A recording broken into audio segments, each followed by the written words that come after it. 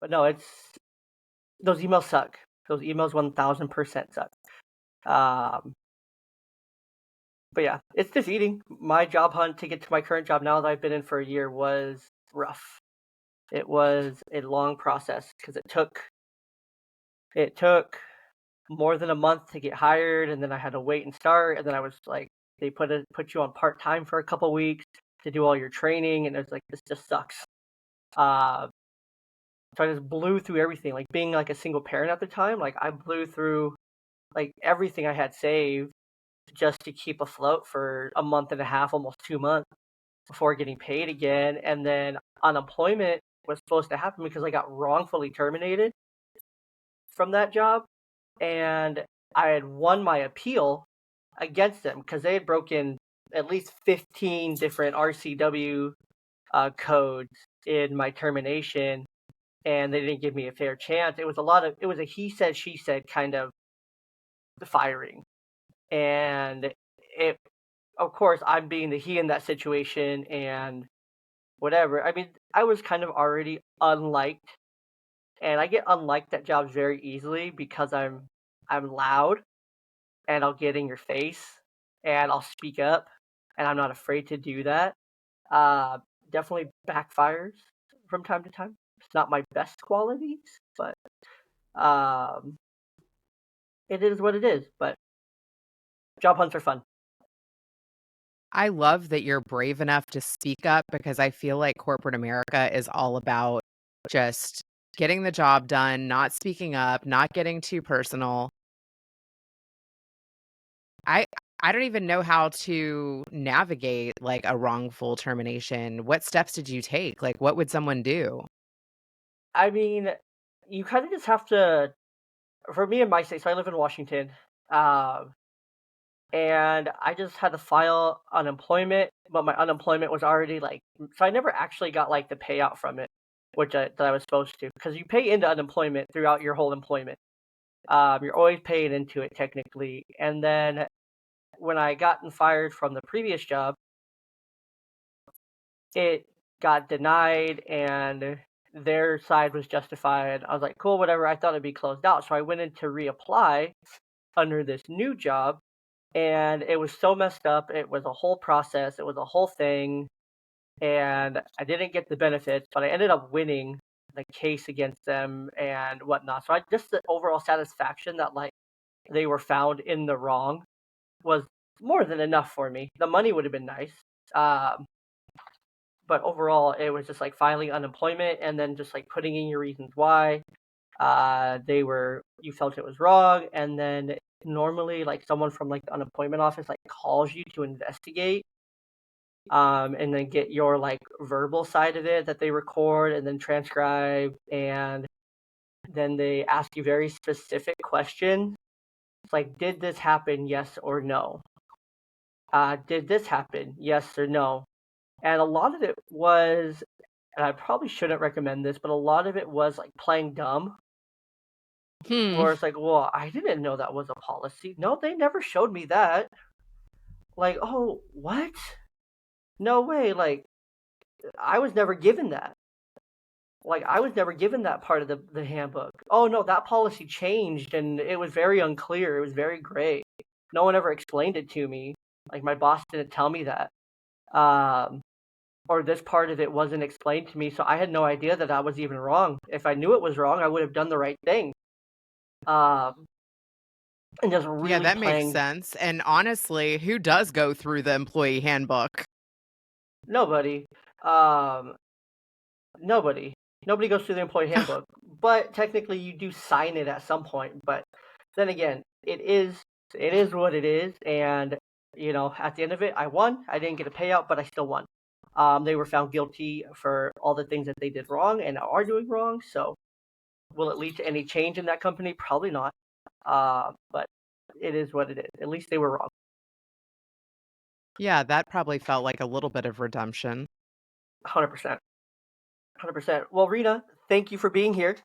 I appreciate you. I was enjoying our talk on jobs and the market and everything, and um, so much that I just wanted to hit record and start talking. But Thanks for being here with me today, Reena. You're the host of the Better Call Daddy podcast with your dad. You guys Yes. interview interesting and controversial people, share stories with your dad, uh, life as a daughter, and then your dad weighs in with his wisdom and wit on those different things. So, welcome to Young Dad Podcast today. I'm super excited to have you. Yes, I'm super excited to be here. Thank you so much for having me. Definitely. So, tell us a little bit about you, about the podcast, about you know, what you do over there if the people haven't listened to it Yeah. before. Yeah, my dad is my confidant. He is the one who gives me hope and inspiration and tells me that I can do anything.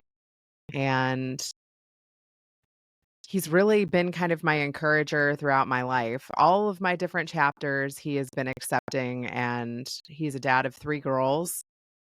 And we all still call him, even though we're all married now and have children of our own. And I feel like he and his parents were very instrumental in my life. My parents had me young. They got married out of high school. And I knew all 4 of my grandparents and my great grandparents, which was a big part of who I became. My dad worked with his parents for 40 plus years. They've been entrepreneurs. They ran a lighting manufacturing company in Kentucky and then in Indiana. They moved it across the river. And I felt like he was giving me a lot of advice that other people could use. And also, I felt like our relationship was unique in that I asked him for so much advice in my life, and I wanted to kind of let people be a fly on the wall for that. And then if they wanted to know what that was like, or if they had a similar relationship, or if they had daddy issues or inspirational fathers too, that we could share those stories and learn from each other.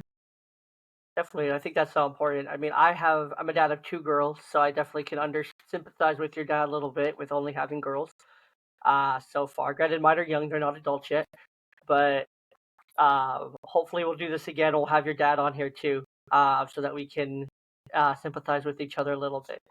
But it's so important, to I think that's so cool that you guys have that relationship even into adulthood with your dad to call him, to go to him, to rely on him, that he's your confidant still, like all these years later. I think that's just so cool. My kids, I was really young when I became a dad. I was 22. Sounds like your dad was even younger. He And was 22, 23 also. He met okay, my mom, she was younger.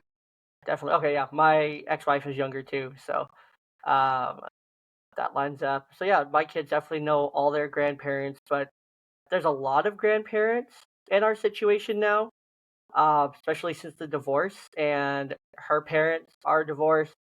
Like my kids' grandparents situation definitely interesting to say the least.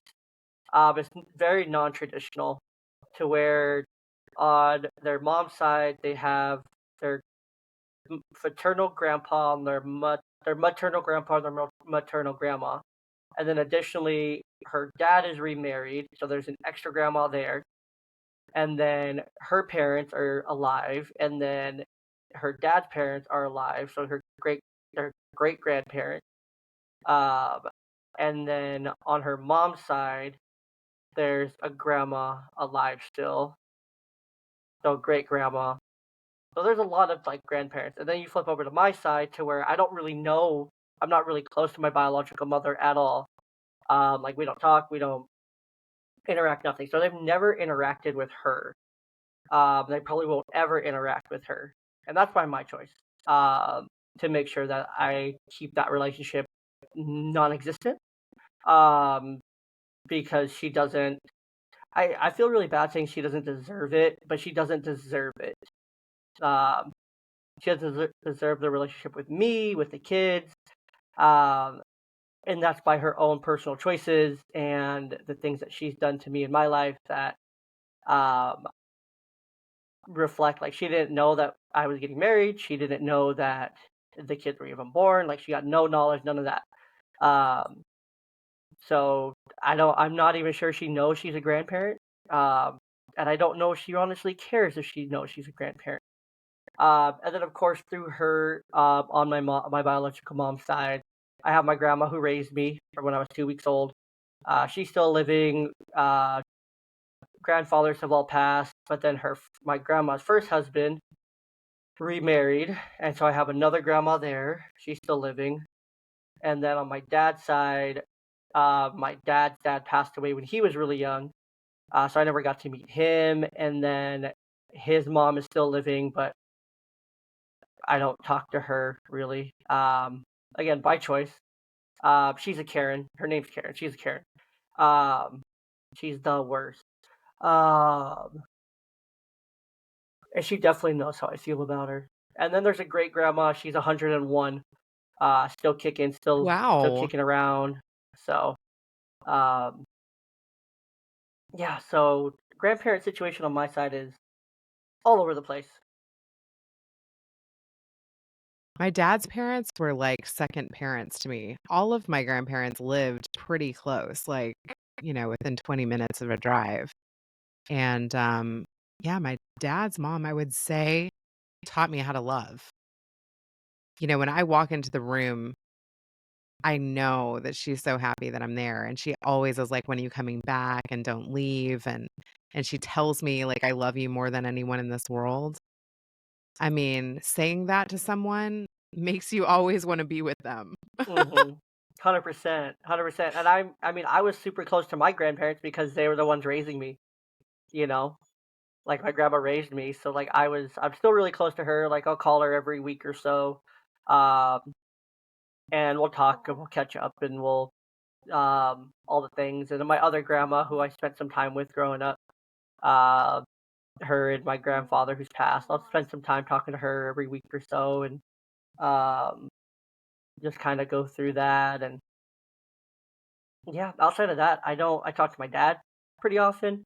My dad and I have an interesting relationship. At the time of this recording, the episode's not out yet, but it should be coming out here in about 4 weeks. My dad and I actually do an episode together, episode number 100 of the podcast. So that's super exciting, to be Yes, able to talk to him about congratulations on that. that. That's a big accomplishment. I know it's huge. I'm really excited.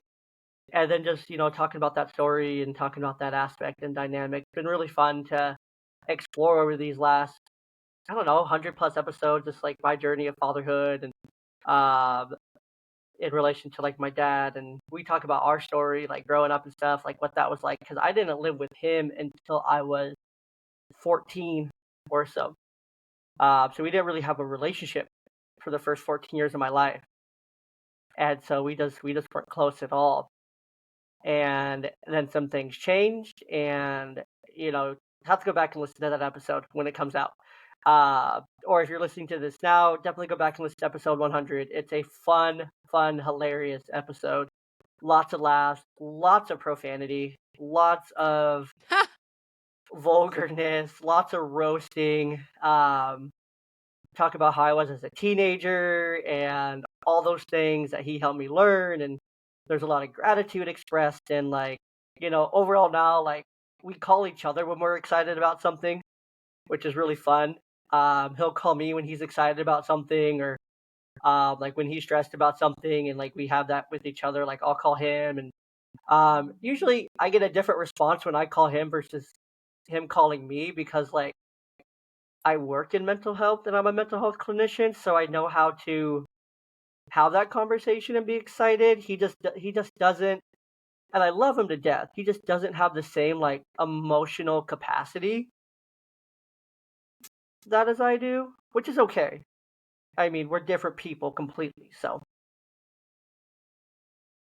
What I think is interesting is as you become an adult, you also start to realize that your parents need you to be there for them as people versus you always being the kid. So I have to remember that sometimes when I'm calling my dad and just like needing him to listen to all of my stuff. I also need to remember, like, hey, dad, are you okay? Like, how's your day going? definitely. No, I call him and I ask him how he's doing, uh, versus always just expecting like the same, or expecting just to get like the support when I need it. Like it's a definitely. as an adult, like growing up and stuff, like I've learned that it's that two-way street, you know? Like they need us too, um, just as much as we need them, if not more. Because I mean, who else do they have? I mean, they're getting, but Yeah, I love that you're even bringing that up because like my dad's in his 60s, he's almost 70. And like we're at this stage where we're like trying to think potentially my husband just turned 50, and he's like thinking about places he still wants to visit and our kids growing up and getting them through school and like one of them's coming up on college and we're still thinking about the grind, but my dad's thinking about like legacy and who's going to take over for him and who's going to manage all this. And then, how many years does he have left of health or his brain or, like where he's going to be able to travel or who he's going to be able to see or all those things. Who's going to take care of my mother? All these questions, right? These are big questions. those are huge And like we're questions, still trying to balance our small children. right? No, those are huge questions. Like it's funny. Your husband could be my dad. My dad just turned 50 last year, um, and so my dad's super young. Wow. My dad and I and my grandma were all 21 years apart from each other. On that side. Wow. So him and Yes, his it's mom are like that on 21 my years mom's side. apart. Yeah. So we're 21 years apart exactly. So it's like we're super young. Like he was only 42 when my oldest daughter was born. Uh My he just grandmother turned became a grandma at 41. What are you, from yeah. Kentucky or something? I'm from No, Kentucky. They do it like that no, there. we're just I don't know how it ended up. Well, I guess my dad's African American or part African American. So I don't know if that has anything to do with it. But we just had kids like young, like I don't know. But it's funny that you say Kentucky. My grandma who raised me, not the grandma who raised me, but the other one I lived with a little bit. I was probably like 11, 12 years old for a few years there. Um, she lives in Kentucky now. And so Oh, it's wow. yeah, she lives in I don't know where, Kentucky, somewhere. Um, but yeah, Kentucky's beautiful. That's kind of like my It is. shelter in place spot. Like if the world goes to crap, I'm just fleeing out to Kentucky and hanging out there for a while. So That's cool. Yeah. I don't know, it's funny, we've moved all around. I met my husband in California online when that was just starting out, like, 17 years ago, and no, maybe 18 years ago. We've been married for 17 years. Um, so I met him online. I was working 3rd shift on a television show on Nanny 911, and he was in grad school. And, I wasn't even a paying member of, like, the dating site, but if you catch somebody online at the same time, you can message them. hmm And so, yeah, he was an engineer, smart, figured out that he could message me on, like, AOL Instant Messenger, that's how old we are. oof, And because I put in my in my screen name, it was like, "I am like a queen," and then he messaged me on AOL Instant Messenger on the Instant Messenger. So, smart, that's smart. Yeah, how they're we met. oh, Yeah, crazy, and I left Hollywood and moved to the Bay Area because that's where he was finishing up his grad degree, and then we ended up having our first kid, in Northern California in the Bay Area. We lived there, then we moved back to my hometown, and it was funny because one night, like, on a fluke, he saw that there was, like, a engineering role at a company that he would wanna work for in a department that he would wanna work for. He was like, "No way, back in your hometown? That'd be crazy." And he applied for it at midnight, and then they ended up offering him more than he was making in California. So we took our first amazing. kid, moved back to my hometown. Yeah, it was crazy. It was like the cost of living was amazing at the time, and, it was a special time too with my parents and grandparents because my p grandparents at the time were really kind of right before they were getting ready to, like, need to downsize, like, get rid of their hmm house and move into a smaller apartment, and so we had them over for a couple years where, like, every weekend I was, like, making dinner for them and having them over, and they were getting to see my young kids. But then we wanted to live in a big city. We wanted more, and so we transferred from Kentucky to Chicago, And then we were in Chicago for a decade. It was crazy, but he made like a in-company move. So he went from working at GE in Kentucky to working for GE in Chicago. So that was kind of Okay. an easy move work-wise. And what else is funny is I started my career in Chicago, like right out of college. I went to Purdue. I ended up working for Jerry Springer right out of college. No way. And so, yeah, that was my first I job. used to watch Springer growing up. I probably shouldn't have. I was way too young to be watching Jerry Springer. Uh, but it was fantastic. We used to watch it. My grandpa and I, before he passed in '03, I watched that growing up. Like every day, we'd watch Jerry Springer and Maury and Montel and all those shows. So that's what we would watch. It's interesting you say, you went to college in the Bay Area. I'm from the Bay Area. I grew up in Oakland.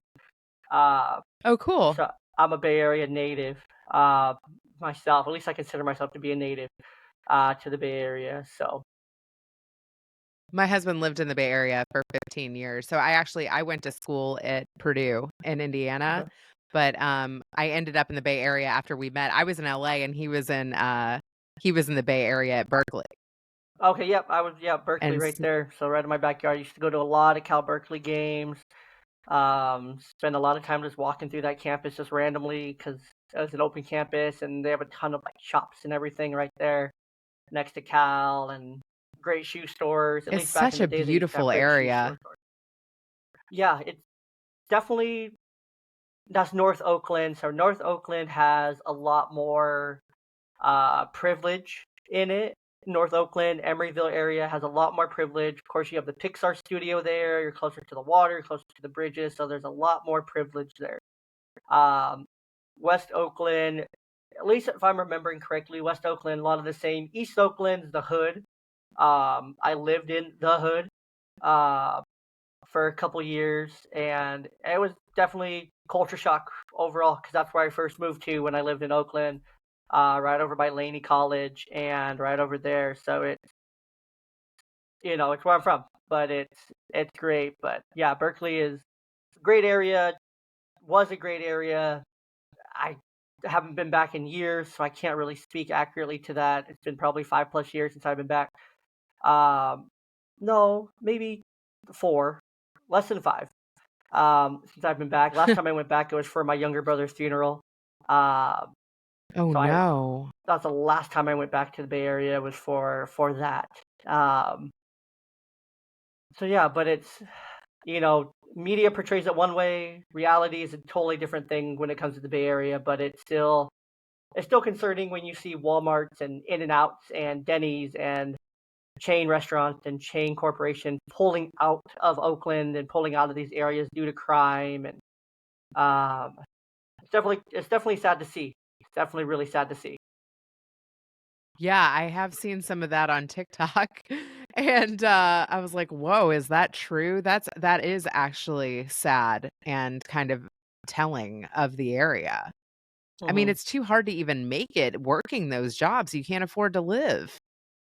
Yeah, no, those restaurants and kind of where they're at is East Oakland.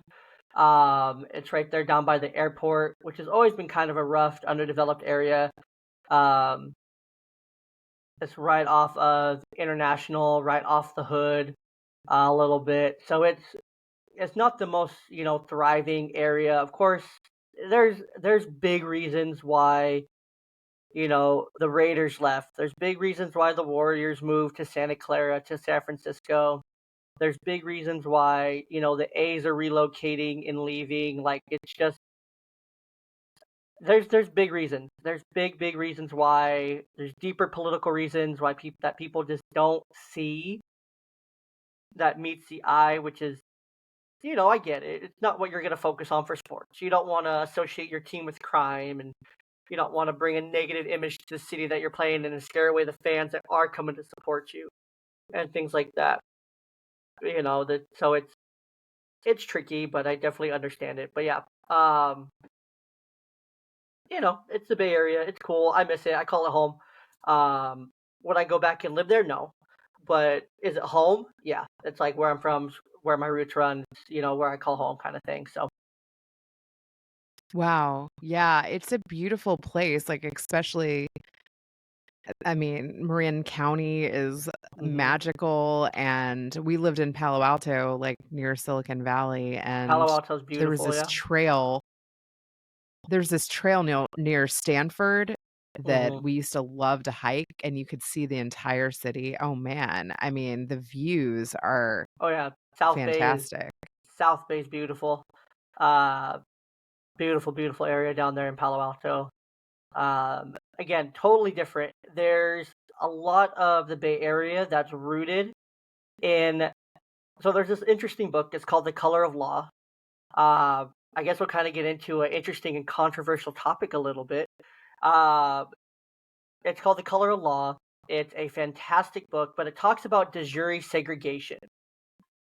Which, if the listener is unfamiliar with de jure segregation, it was the legal segregation of whites and colors post World War II.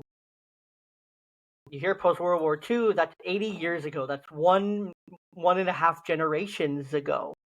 Um, the jury segregation basically was founded a lot during like the economic boom post World War II.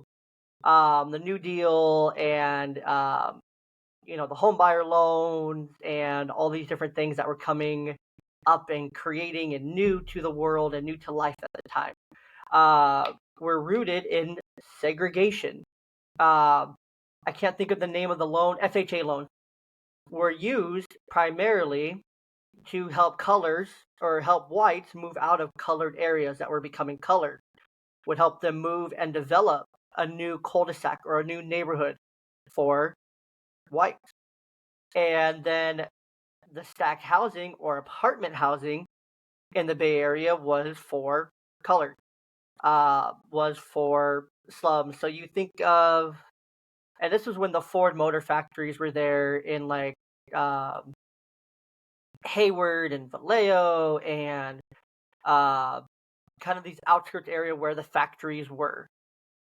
Some of the more harsher, a little bit more hood areas um, became a thing because that's kind of where they were put. And they were forced to travel these long, long travels. But Ford and the motor companies, they weren't providing transportation from these areas to get them to work. So they would have to, put all their money together to buy a car and then 8 people to a car and drive down to Vallejo or Hayward or out these outskirts areas because they were getting displaced into these housing. And then from there, when let's say an African American man or family moved up a little bit and the company started making more, they would go and buy a house in a designated area to where they could buy. If not, the realtors would tell them you can't buy here, you can't live here. They would have these handshake agreements, these handwritten agreements that you'll never sell your house or your family will never sell this house to an African American person. They will never sell it to a person of color. Um, that community now is labeled BIPOC, Black, Indigenous, People of Color. They would never sell it to anyone of that BIPOC community. So the neighborhood would stay white until someone would be like, well, I don't care. I'm going to sell it to them because A, I want to sell it to them and my property, and these are just handshake agreements. It's not law. So then one of two things would happen from there to where the realtor would kind of fearmonger among the neighbors in that neighborhood and push them all out. And they would go and buy new houses or create a new land development and all these things. And then they would flip these homes for a massive profit to African American families who could barely afford it. And then create like a black neighborhood literally divided by a fence. On one side of the fence was the blacks, and one side of the fence was the whites. And so that was happening all over the Bay Area. Not to mention the economic boom and the motor companies being in the Bay Area and all these things to where they needed more and more housing. Military personnel coming back from World War II that needed housing, and so they're just throwing up these houses, these apartment buildings. And then from there, it just kind of goes on and on from there. Which then in turn is going to take 2 to 3 generations for this to change, and we're only one and a half. So we're kind of stuck deep in this cycle. However, for every 5 kids that were born into those families at that time, one of those 5 is likely to leave and get out of the stigma of de jure segregation.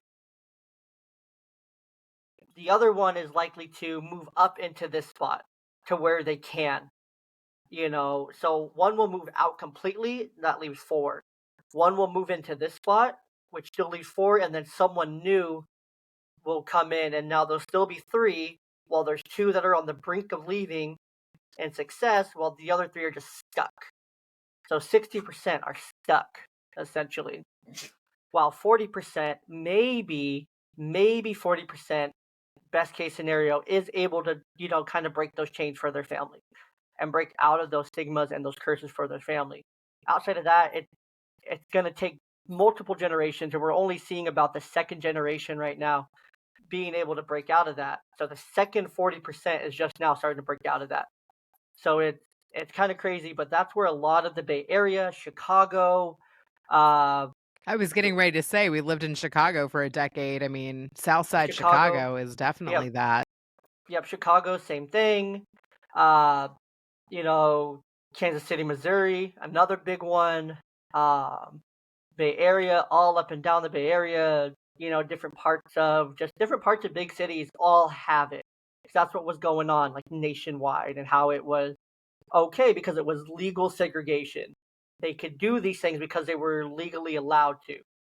Uh, or the opposite, where if they didn't move, they would just go and harass the new neighbor into selling, into leaving, into wanting to go. Racial slurs, racial messages, going up to the door, leaving poop or eggs or egg in the house or anything like that, to get them to leave. So it was a very sad time post that World War II in the Bay Area because this was happening.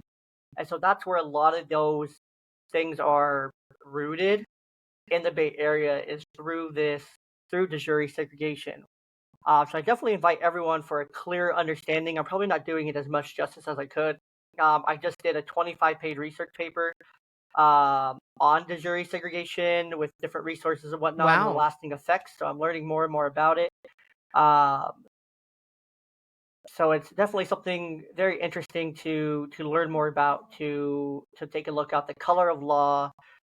It's absolutely amazing book. I highly recommend it. I can't recommend it enough. Uh, the Color of Law: A Forgotten History of How Our Government Segregated America by Richard Rothenstein. It's an absolutely phenomenal read. Everyone should it's one of those books that everyone should read.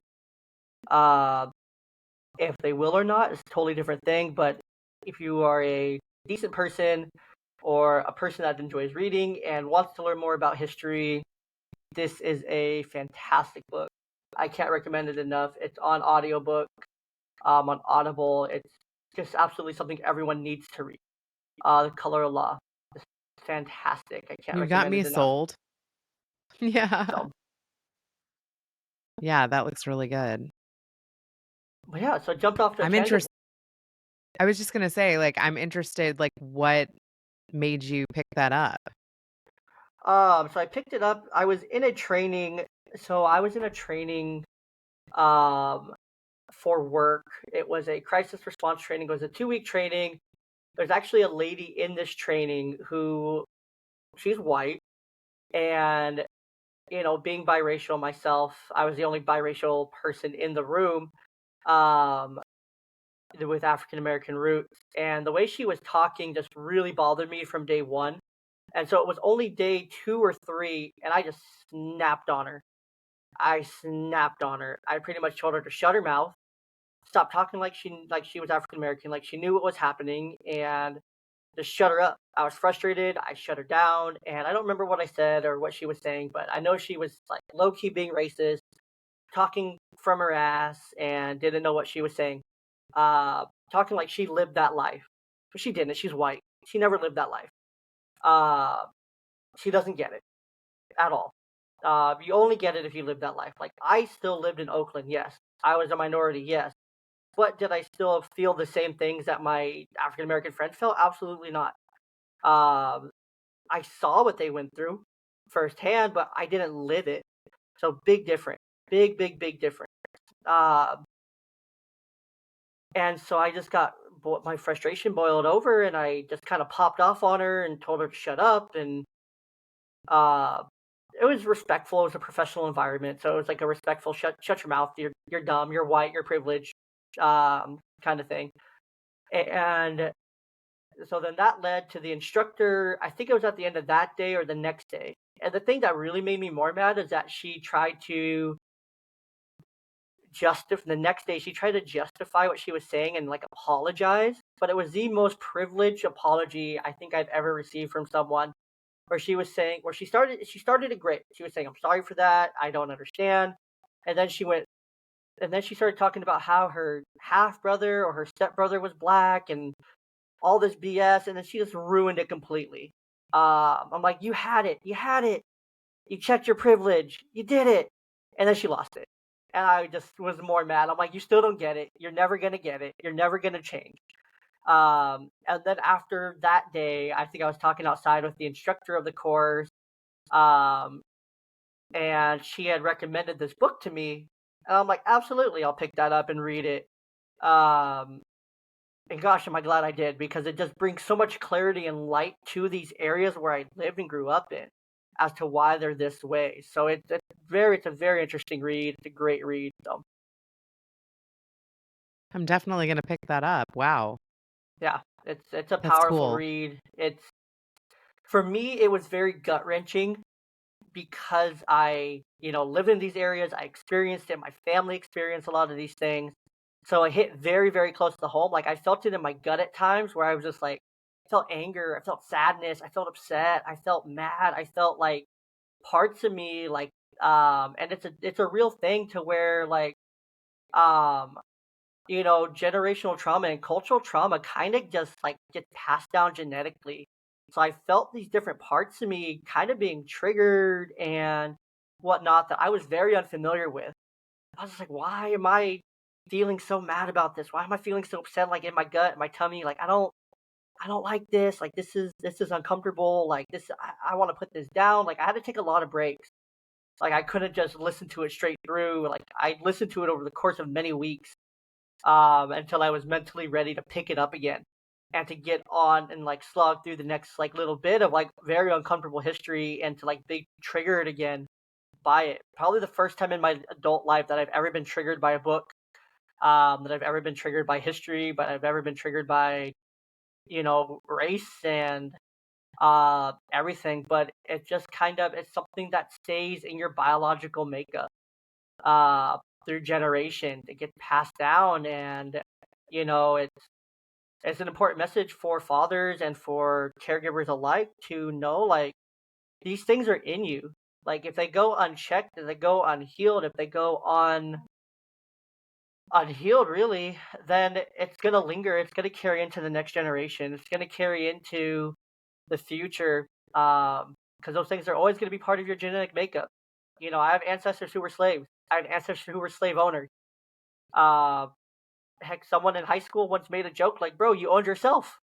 Um, and Whoa. my friend was African American. It was Wow. it was okay. It was in He gets Oakland. It's away with cool. it. Yeah. It's cool. It was in Oakland. Don't freak out, people. Don't freak out.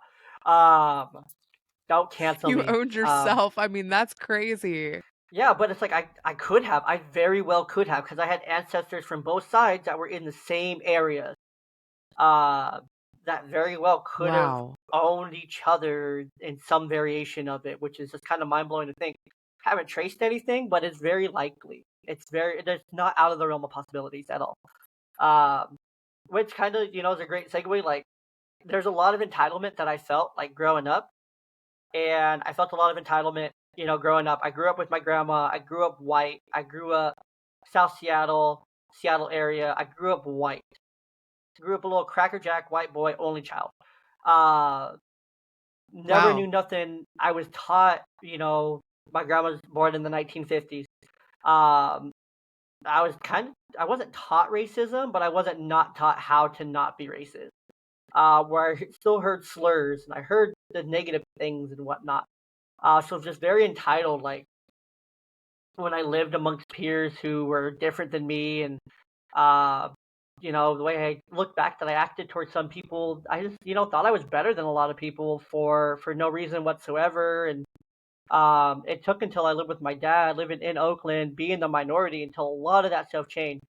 To where I finally realized, like, I'm not the shit. I'm definitely not the shit. I'm nothing. Um, and where I learned just so much about myself, about people, about culture, about just love and acceptance, and just so many different things that I carry with me to today that I try to instill in my kids. But yeah, entitlement, it's very easy to instill a sense of entitlement within your kids. Very easy. How do you think entitlement happens? It's taught. It's 100% taught. Um, Like Unconsciously a lot of modeling? the times. Yeah, I think it's modeled. I think like it's taught um unconsciously, really. I mean, Wow. yeah, Just that's in what I how think. you interact with others and in like how you navigate the world? 100%. So I think like for you, not saying you act entitled at all. Um but I think I do in some ways. there's probably some I think I unconscious do in some bias. ways, to be honest. So yeah, and that's probably just unconscious. You probably don't even realize it's happening when it's happening. Um Whether it's like you could be having a conversation with someone doesn't who doesn't have a relationship with their dad. Let's say this. And that entitlement could come out to where you're saying, "Oh yeah, well me and my dad were super cool, like we're the best kind of thing." And your entitlement could show through like being a dad, and the person on the other side is going to be like, "Oh, okay. Like did you did you not hear what I just said about Okay, cool." It comes out in very small ways. And then like if your kids are around, it's like, "Oh, well then that's okay for me to talk about something I have that you don't have, and make you feel jealous or envious or upset that I have it and you don't." So it steps through like these very unconscious parts of our brain. And um to remedy that, it's important to check those biases, to explore why, to explore like, why do I feel entitled about this thing? Do I feel entitled about this thing? Do my kids feel like they're entitled or better than someone for some way? Because I guarantee those things that they feel, not all of them, of course, some of them they could pick up who knows where. But some of those things that they feel entitled about are going to be direct stems from you and your husband, whether good or bad. There's good things to feel entitled about and feel proud about and to feel pride in. But there's a very fine line between being prideful and proud of something when it comes to entitlement, and just being an entitled ass um, about another thing or about Well, the I'm going to same bring up thing. something controversial. I mean, I'm Jewish and I think I have intergenerational trauma about that. Like literally, I swear to God, when we lived in like an apartment building in Chicago when we first got married, and even when I visit my grandmother who lives in an apartment building now, I like feel concerned that like the whole building could be shot up, like the Holocaust, that people could be like thrown off of their balcony, Definitely. No, I think and that's so I have these like visions of like horrible things, and like just from movies I've seen or books that I've read or Holocaust survivors that I've talked to, and the state of the world that we live in right now, like I feel scared. no, definitely. I think that's, and I feel so bad for the Jewish community in America, because for some reason, and I don't get it, I really do not get it, how we've landed at this space in 2024 where the acceptable person to hate is a Jewish person. And that anti-Semitism is okay, because it's not okay to hate anybody for their race, color, gender, anything like that. Because can you control what race you are? No. Can you control your gender? No. Can you control your how you look? No. Well, yes, you can to an extent, but there's so many things that are out of our control that we choose to hate each other for, and it makes absolutely no sense how in 2024, like, yeah, Jews are okay to hate. Jews are fine to hate.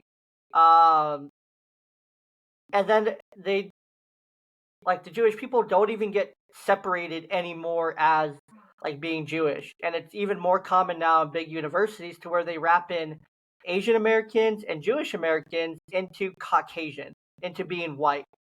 Um, and then who is everyone's favorite political person to hate? Anyone who's white. And so it's like, oh, you fall into this white category, so it's okay to hate you because you're white. That's our justification for it. It's a weird thing, but I think you're absolutely right. Like, those fears are there because, like, who knows if your next door neighbor living in that apartment complex is going to be anti-Semitic or not? Who knows? Yeah. Uh, who knows? For me, like, just being I'm Caucasian. Like, you look at me, it's like, oh, that's a Caucasian male. Except if you're African American, you can pick up like all my different traits a little bit. Like, oh, okay, yeah, you got a little something. Um, very common, very common for me. Like when I'm around white people, they're like, oh yeah, you're white. African American person in the room or something is very much like the vibes kind of thing.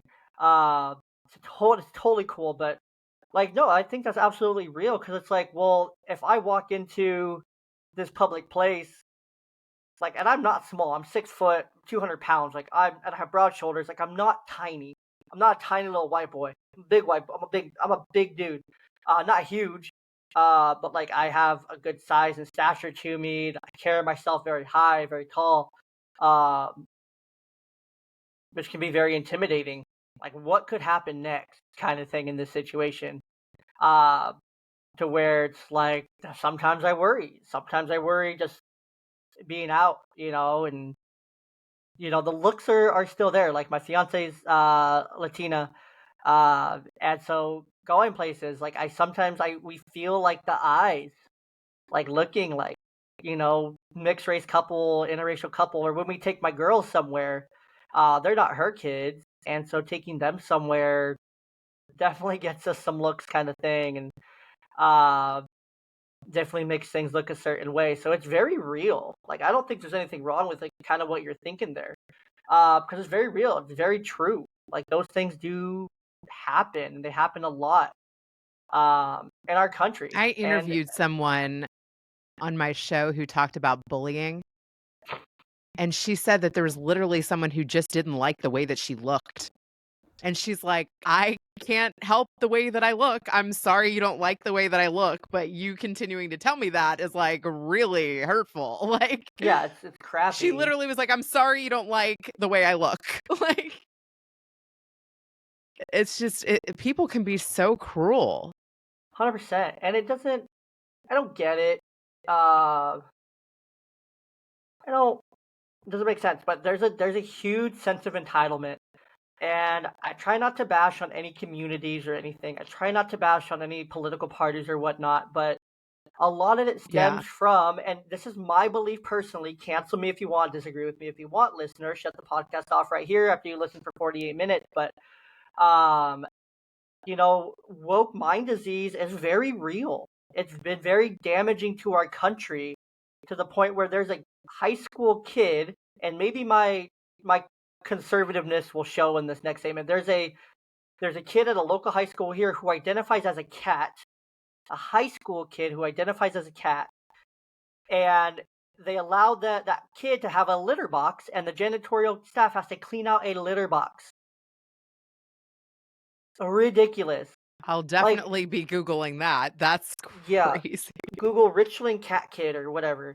Um, but it's like it's crazy because like this stuff happens, and it's like another crazy stat that I heard listening. I was either listening to Patrick uh Patrick David Best, PDB, or I was listening to Joe Rogan. One of the two, I don't remember which one. Probably PDB, but he shared a statistic that like the generation that's going to be voting for the first time in this election is more likely to be part of the LBGTQIA plus community versus be Republican.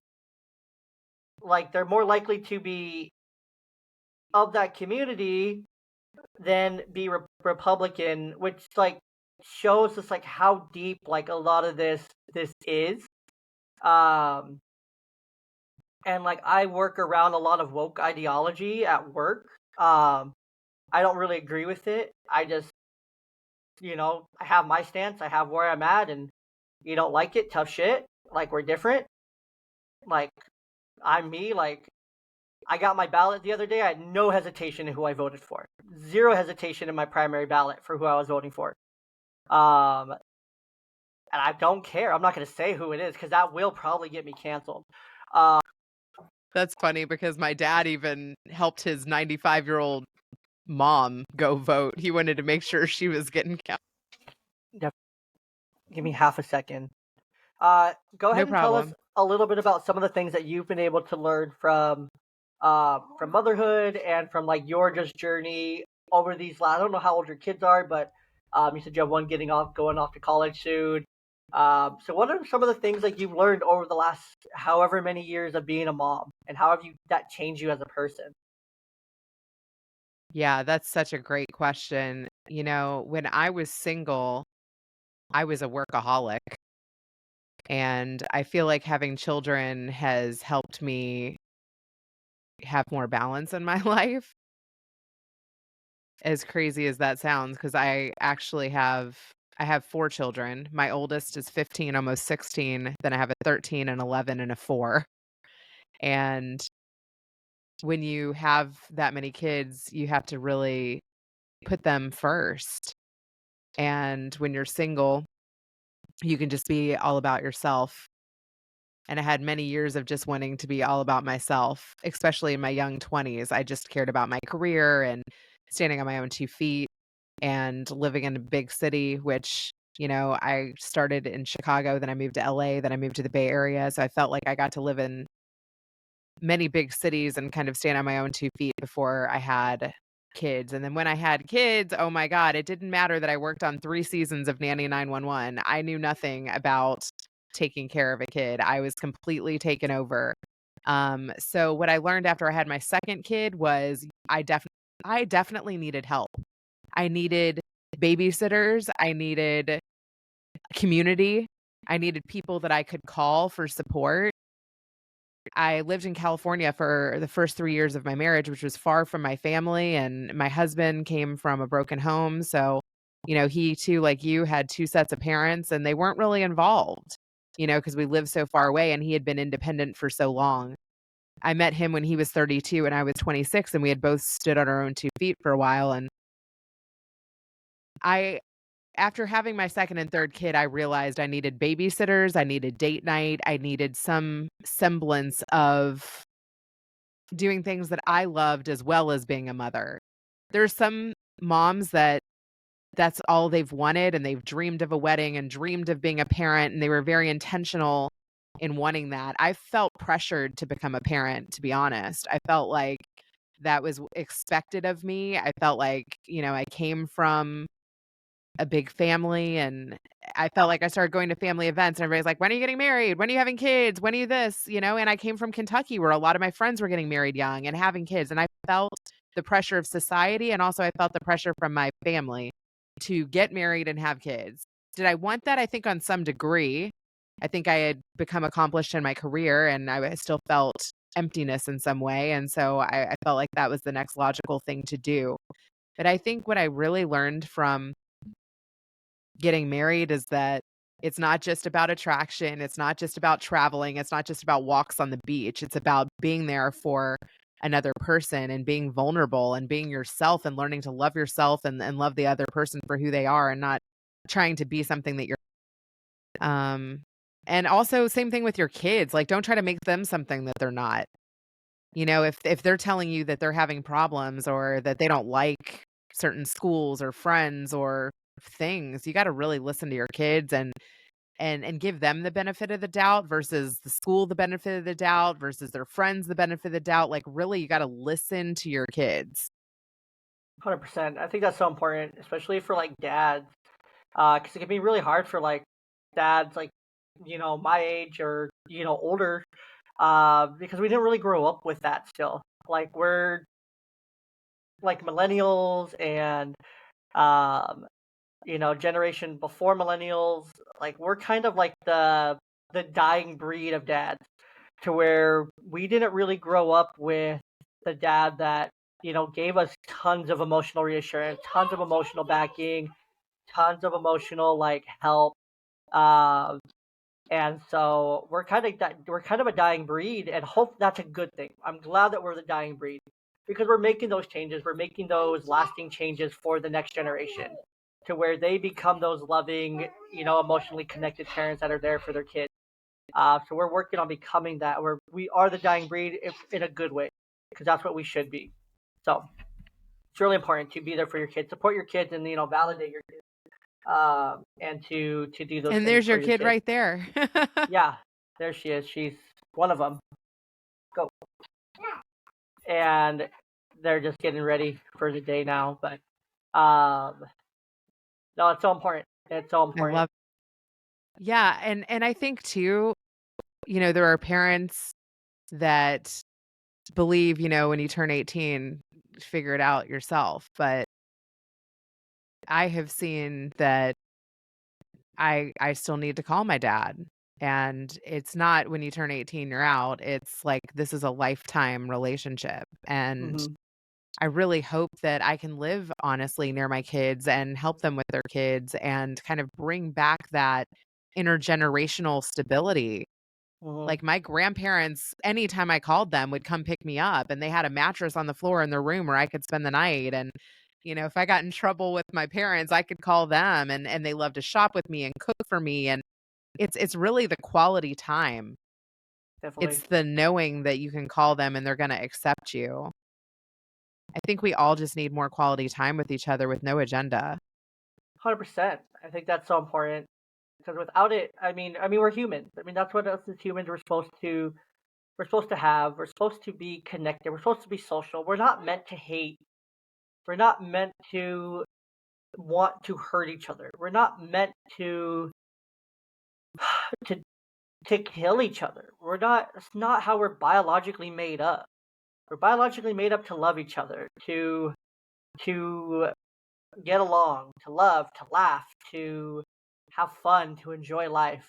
We're biologically made up to mate, to love, and to create life in all of its different ways, shapes, and forms.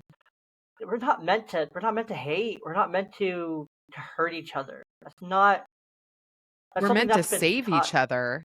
Exactly. We're I meant mean, I'll to. tell you this, like, there's I love the news stories where you see an innocent bystander pull somebody out of a car that accidentally went into a river. Like, we need more good Samaritans, we need more good citizens, we need more people who wanna save humanity. Definitely. And I think I don't think there's a lack of those people. It's just it's not what gets ad revenue.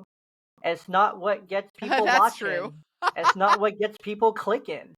What gets people clicking and interested is, you know, two shooters at the Super Bowl parade.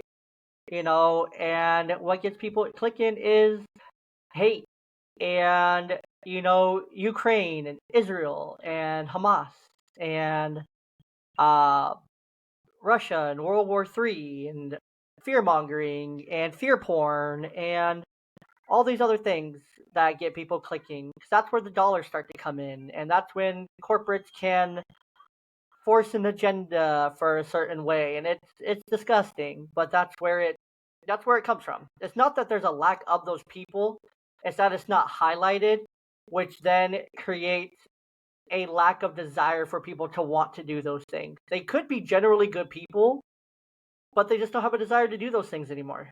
Um, because it's like, well, what's the point? No one's gonna care if I You do know it. what, though? When the world is upside down and you deal with this, I mean, you're in the mental health industry.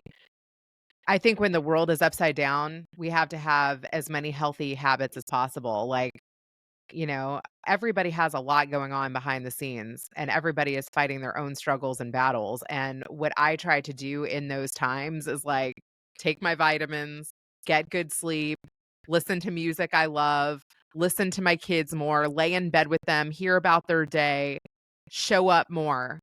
I think that we need to combat all of those negative news stories with like healthy habits. That has also been like, especially like over the last 4 years of this pandemic and everything else.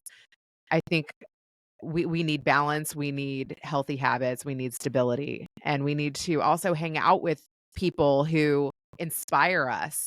And you inspire me in how you share, even because there are so many people who are edited and afraid to speak and can't talk about certain things. And I just want to say to you, keep this up because you made me feel comfortable enough to share. And the world needs more conversations like this. 100%. And I'm not afraid to talk about anything. Like, I'll talk about religion, I'll talk about gender, I'll talk about the taboo. I'll talk politics with someone if they want to come in and talk about politics, whatnot. Give me a couple weeks to study first, so I can have an educated conversation with you. Like, I'm not going to go into a conversation blind and set myself up for failure, because that's not fair to me, not fair to my listeners, not fair to my audience. But what is fair for them is to have an equal access to the information, to have an equal scope, to understand like the motherhood side, to understand the fatherhood side, the male and the female aspects, which is why I love talking to women, because it gives such a different perspective to men. Because it's very easy for men, especially my audience, a lot of divorced dads, a lot of single dads. Very easy to hate women. Very easy to hate women. Uh, and it's important to have these conversations and be like, well, be able to say, you know what, that maybe that lady, maybe women aren't bad. Maybe they aren't that bad. Or to change narratives and conversations, because it's like, why don't we talk about these things? Why are we letting these things just be hush hush taboo? Uh, let's talk about it. It's okay. Like, let's talk about it. Let's have a conversation. We don't have to have an argument. We don't have to get into a fight. We don't have to disagree, bonk heads, and be ready to fight each other or cancel each other. No, let's just have a conversation. That's it. Let's just have a conversation. You share your thoughts and opinions and what you know, and I'll share what I know about it. And heck, at the end of it, we're probably not going to be too far apart in what we're trying to be at the very end of it. So that's just my thoughts. It's I why agree. I enjoy having conversations. So that's why I don't Yeah, plan nothing. I'm That's I'm why I don't script 100% it. with you there. Yeah. And that's why I don't plan it. That's why I don't script it. That's why it's like, well, it's just going to kind of be a conversation, and I don't have a direction that I go ever, and it's just going to be what it is, and or it's going to enjoy it from there. So, and then you look down at the clock and it's Well, been one an other hour, and thing you're like, I whoa. just thought about when you were saying that is like, I just feel like when you first start out in a relationship, like so much of it is just like, are you attracted to the person? Like on paper, or do they like there were certain things that I wanted. Actually, I didn't even want somebody who came from a broken home. Like I came from a home that had married parents and married grandparents on both sides. And statistically, like I was worried if I married somebody that came from a broken home that I would have a higher chance of that, right? But my husband's parents both got remarried and they've both been married for 20 plus years. They just got married young and, it wasn't the right fit. Mhm. And also, I feel like too, when people are looking, they're like, oh, he has to have a degree. Oh, he has to have a master's degree. Oh, he has to have X number of income. And I feel like we have all of these, like, right, expectations, things we want. And I think These arbitrary instead of, things. yeah. And what marriage is really like, can you communicate well with this person? Does this person have a good heart? Like, is this person a good caretaker? Is this person gonna like, meet you halfway, or like, even if you can't at all function, be by your side? Mhm. So instead of looking for like, I mean, honestly, I married my husband before he even had an income. He was a grad student and he was smart and he was kind. And when he came to visit me and I was living in a guest house, he put up a new lock. He was like, "How are you living in LA and you don't have a good lock on your door?" So I was like, "Oh wow, he's handy, he's considerate, he cares about my safety." I think you really should focus more on character traits versus dollars and Arbitrary, cents. yeah, And versus the arbitrary things that come and go, the ebbs and flows, and focus on the person and their characteristics and what they offer as a human being. Uh, versus 100%. like, yeah, they could be super hot, really get you aroused and get you going, but they could be dumb as a doorknob. They could be shallow as a pond, shallow as a puddle. no depth to their personality whatsoever. Uh, and yeah, it's sad. So, um, Yeah, that's not gonna last. no, it doesn't. 100%. No, it doesn't. I'll tell you firsthand, it doesn't. Um, I'll tell you firsthand. But before we get out of here, Rita, I do just want to give a shout out to today's sponsor of the podcast, the June app. If you need to drive positive behavior change with June, June is the app for you. Is your child struggling with behavior, habits, or routines while at school or at home? Well, June might be worth the look. This new revolutionary app combines a video game that kids love with important tasks and habits that you want them to practice daily. You can give the app a try for free and use my code YNGDAD to earn 25% off of an annual subscription or whatever subscription you select. I see why over, I think, almost a million families and over 2,000 therapists at this point are recommending June. That's Joon, and visit joonapp.io/young dad to learn more. So, Reena, go ahead and tell us a I'm little gonna bit check that about. out. I can't get my kid to, like, shower. Oh, it's great. It's a very simple. It's a simple app. My 6-year-old loves it. It's fantastic for building those healthy habits. There's a reason why they're a sponsor of the podcast. Because I use it and I recommend it in my work that I do. So I can't speak highly enough about the app. And if you want to check it out for free and use my code YNGDAD for 25% off your subscription price, there's even more reason to do that. Marina, go ahead and tell us a little bit about where the listeners can find more of you and where they can listen to the podcast and what the name of the podcast is if they weren't listening at the beginning, and where they can find more of you. You're amazing. Thank you so much for being such a sweet host. You can find me at bettercalldaddy.com and on social media at Reena Friedman Watts. I'm active on LinkedIn, Instagram, Twitter, all of those social media apps. Love that. And then let me just get this up for the listeners to see. Uh, yep, just so that they know what they're looking for bettercalldaddy.com. So good Hey. visual there. If you like to listen to video podcast, here's your video screen for you to be able to see it. Very easy to find and it's fantastic. So Thank you. I really appreciate you having me on, and I can't wait to hear what my dad has to say. And yeah, this is amazing. Thank this you. was great. Thank you so much. I appreciate your time today.